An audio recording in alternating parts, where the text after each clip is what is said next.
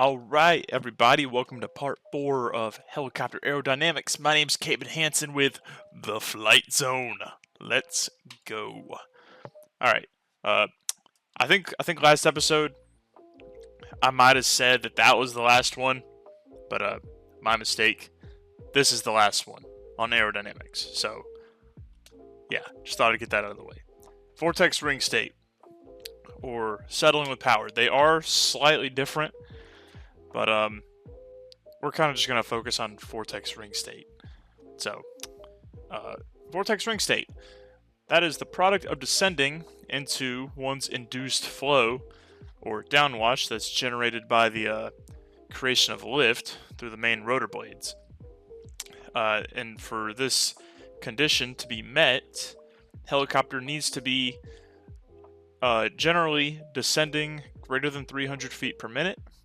You need to be at an airspeed of less than 30 knots. It's more easily to get into when you're in a hover, and pulling greater than 20% of your power. So generating lift, basically. As the helicopter falls, it will continue to generate downwash. So you're, say, in a hover, and you start, say, descending greater than 300 feet per minute. And then maybe you pull some collective, put some power in there, you'll start falling. You are now in vortex ring state. So as you're trying to continue generating lift, you're creating more downwash, so you're just going to fall. So as you do that, the pilot can actually get out of this fall. And there's two maneuvers that we're going to look at. There's the traditional and there's the Vachard. Standard recovery. So for vortex ring state, the standard recovery, some people will call this the traditional recovery. An escape from vortex ring state involves lowering the collective to stop generating that heavy downwash that's going to keep pulling us down. So we're going to stop generating that by lowering our collective. We're decreasing our blade pitch. We'll ease the cyclic forward to get us a little bit of forward momentum. And then once the aircraft is in ETL, so the strings come up. If you don't know yet, you'll learn about strings with helicopters. It's basically, they're called trim strings. They're up on the front. And they'll tell you if the helicopter is quote-unquote in trim. So like if you need to apply some pedal. Or if you're in ETL or not. If you're in ETL, the strings are up. If you are not, the strings are down. Just thought I'd get that out of the way. So, with that understood a little bit, you'll push the cyclic forward and you're going to get yourself into ETL with the collective down. The pilot can start pulling that collective back up once those strings come up. And, yeah, because once you're in ETL, you're no longer in vortex ring state. You're now outrunning your downwash, so you're out of it. So just pull up on the collective and get yourself back into straight and level flight. You know, you stop your descent. So yeah, to get out, just lower that collective, forward cyclic, and as you lower the collective, there may be a bit of torque, so you might need to add a little bit of right pedal, because you're taking some of the load off of the engine, basically. Anyway, yeah. Alright, the other method of getting out of vortex ring state is the Vachard recovery technique, or as I was taught, just Vachard maneuver. So, unlike the standard recovery, the Vachard maneuver involves pulling up on the collective to maximum available power. In a counterclockwise helicopter, you're going to apply right cyclic for a 20-degree bank while adding in left pedal. So you got your cyclic right in the middle, that's the stick between your legs. Move it to the right. And I didn't put it here, but you'll move it to the right and you'll also move it back just a little bit. And you'll do that to counter the tendency of the helicopter wanting to turn, because you're adding in a left pedal. So the way this works is right here. This combination of controls will create an increased amount of translating tendency from the tail rotor. So the tail rotor in the counterclockwise system, it blows to the left side of the aircraft. You're pressing left pedal so that it's blowing more air to the left side of the aircraft, and that's why you're tilting the main rotor blades to the right. So you've got the helicopter tilted over to the right, and then you've got your tail rotor blowing to the left, and that's going to pull you out to the side of the downwash that you're generating. So yeah, this combo of controls will create an increased amount of translating tendency from the tail rotor, and the bank will assist in pulling the helicopter towards the right, pushing the downwash towards the left. And as you're, like I mentioned, with that left pedal put in, so that increased translating tendency, that's why you're going to want to pull a little bit back, just a little bit, on the cyclic to kind of combat that so you don't spin. Yeah, push the downwash to the left. As the descent levels off, the aircraft has now cleared the vortex ring state. So you generally will not lose as much altitude with this. This one, you could argue, is a lot safer, but you do need to know how to do it. So that's pretty much that. I think I've got a video here. Not that one. Okay, so I've got a video here. Yeah. So this looks like... So here is a Bell 412, and so they stop, right? They kind of come to a stop. I saw some people say that this is settling with power, but that kind of has to do with the mass of the helicopter and like not being able to stop it. They came to mostly a stop, and then they started descending. So they're descending down, but he can't stop it, right? So it wasn't like a crash, at least not a major one. So he could have pulled up on collective, but see, he could be pulling maximum power.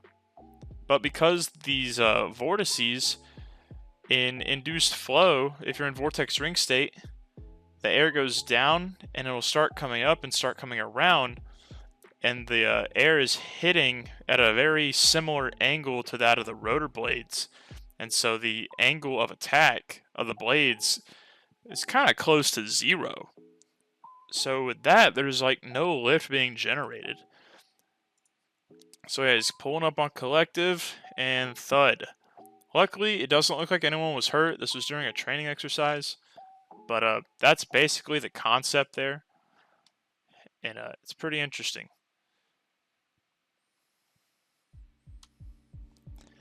Okay, loss of tail rotor effectiveness, or LTE. There's 4 different types. LTE is the instance in where dirty air, or the lack of air density, causes the tail rotor to not be able to properly counter the torque created by the engine and rotor blades. There's 4 types, like I mentioned. We've got main rotor interference, tail rotor vortex ring state, which we kind of understand how that works, weathercock instability, and simply being in too high of density altitude. So let's check it out. Let's see what main rotor interference is all about. Main rotor interference is the instance where vortices from the main rotor are thrown into the tail rotor. This can occur when relative wind to the aircraft is coming from the 10 o'clock position. So the aircraft could be, say, at a hover, and the wind could just blow in this way. Or you could be like maybe it could be a calm day, and you could be maybe hovering at 10 knots in that direction. Who knows? It kind of just depends. But it's the same concept because it's relative wind. So as you can kind of see here, that wind is blowing this way. So the vortices that are being generated by the main rotor blade, they're going to go this way. And from over here, you can see they're getting thrown into the tail rotor. Well, that's dirty air. And it's really hard to make dirty air work in our favor. So like think about what we were just talking about with main rotor vortex ring state. You're sinking into downwash.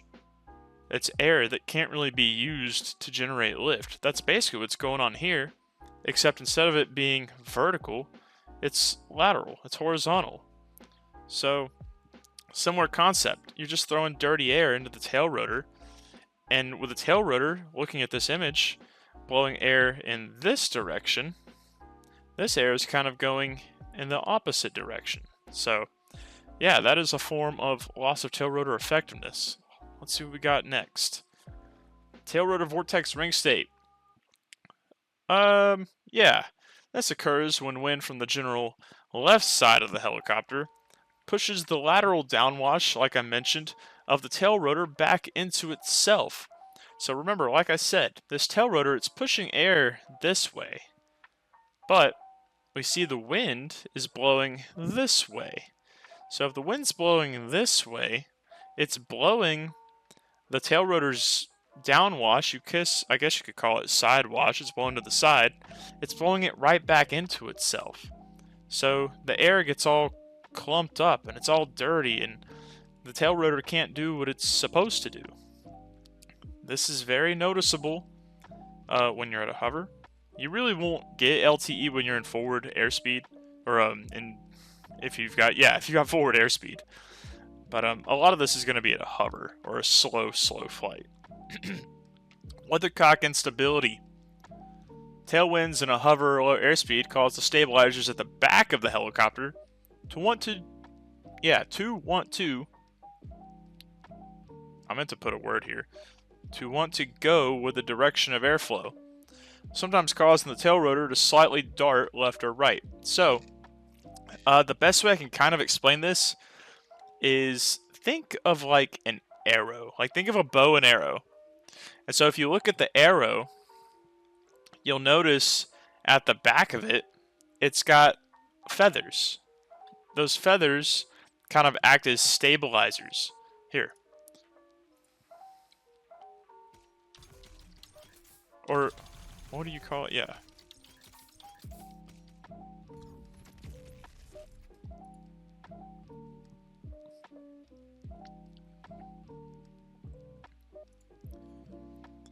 Alright, so I got a general image of a bow and arrow here. So, you see this arrow, it's got these feathers on the back.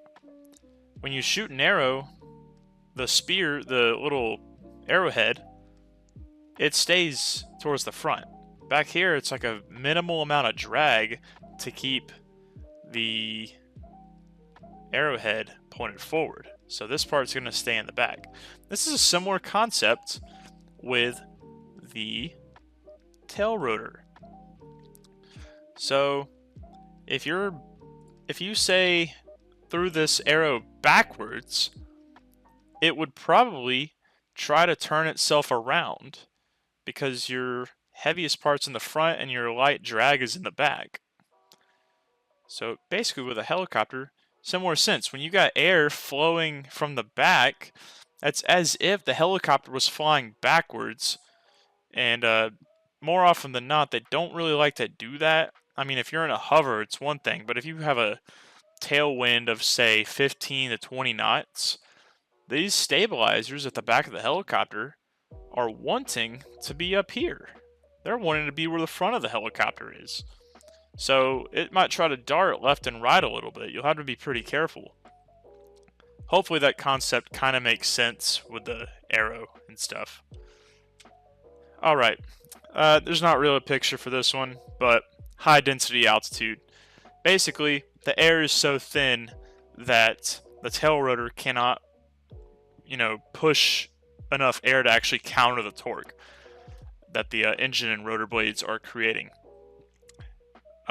However, the engine and rotor blades, they really shouldn't be able to generate much power at this level because the main rotor blades, they need air to produce lift, and the engine needs air to run.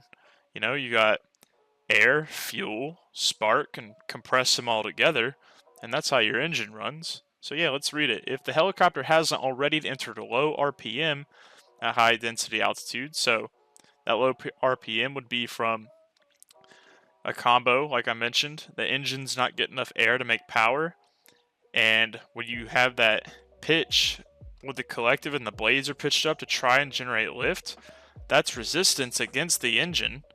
Like anytime a helicopter's flying, the engine is turning those blades, and it takes a lot of force because they've got Newton's third law of motion. every action will have an equal and opposite reaction. 30% of the reason we have lift is that air that's hitting the bottom of the blades. So that takes a lot of effort. You know, if you think about how long the blades are. So, yeah. It may become possible for the tail rotor to lose effectiveness due to the air density being too thin. Yeah, that's simply it. The air is too thin, and the tail rotor isn't working as intended because of that. I don't actually know how often this happens. I have never heard of it happening, but in theory, it can. So, just keep it in mind. Your examiner, your check ride, whoever, they might ask about it. I know mine did. Mine asked me what were the 4 states of loss of tail rotor effectiveness. Luckily, I knew them. It's pretty easy. But I think, yeah, that's it, guys. That is it. That's all I'm going to be doing on aerodynamics. I know there's a bit more that y'all can go over on your own. Check out the helicopter flying handbook for sure. That'll tell you all about it. Not just the pilot's handbook of aeronautical knowledge, because that's not helicopter specific. It probably won't talk about stuff like vortex ring state. But like I said, definitely get that definitely get that helicopter flying handbook, and you can read all about it. All types of different stuff. Basically everything helicopters. It's pretty cool. Well, alright guys, thanks again for watching. Hope you learned something. I really do. My name is Caben Hansen with the Flight Zone, and I'm out. Fly safe.